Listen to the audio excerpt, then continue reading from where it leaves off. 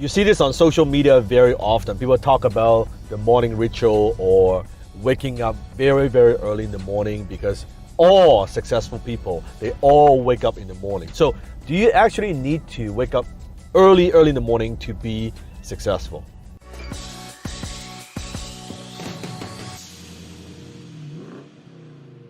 That's one of the problems with people don't know how to filter advice. Now, are there a lot of people who are successful who wake up in the morning? Absolutely. But are there also a lot of people who are successful who don't wake up in the morning? Absolutely, right?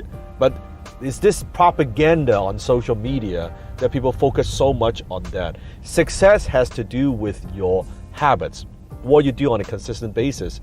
And you have to know what time in the day that you're the most productive. For some people, it is early in the morning where there's no distraction. There's people are still sleeping and you go through the day, maybe you go work out, maybe you do meditation, then you plan the day, that's fine. For some people, they don't wake up early, they wake up whatever time and then they work late at night.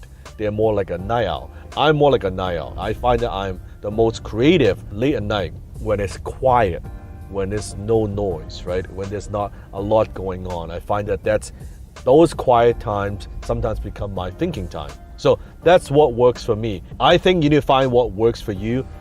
Doesn't matter whose advice you're getting from. It could be from me, it could be from anybody else, but you have to know yourself enough. If it doesn't work for you, if you get up in the morning, you're like, oh my God, I'm so tired, you're sleepy, you're exhausted, and for many, many days, and that's just like it screws up your biological clock, then it doesn't work for you. And that's kind of one thing that I gravitate towards Bruce Lee's martial art. As you follow my work, you know I'm a martial artist.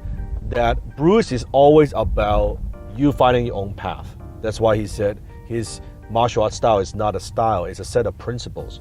You define what works for you. Absorb what is useful, reject what is useless, and add what is eventually on your own. So sometimes it's just as useful knowing what advice not to follow compared to advice that you should follow. You have to try it out. Don't take anything, just say, oh, that is the only way to do it. No, you got to find your own path. You got to find what works for you. Go ahead, watch my other Boston and Bentley videos. A lot of questions are being answered in those videos. So go check out this season. You've already built a thriving business, but the question is, how do you scale fast without burning out? How do you transition out of the day-to-day operations so you can make more profits and have more time and freedom? The answer is not some magical software that makes your life easier, and it's not hoping you could outsource all these problems to some agencies. If you want to know the secrets of how the top 0.1% entrepreneurs create high-performing and self-managed teams, join us for our upcoming SMART Challenge. Click the link below to secure your seat today.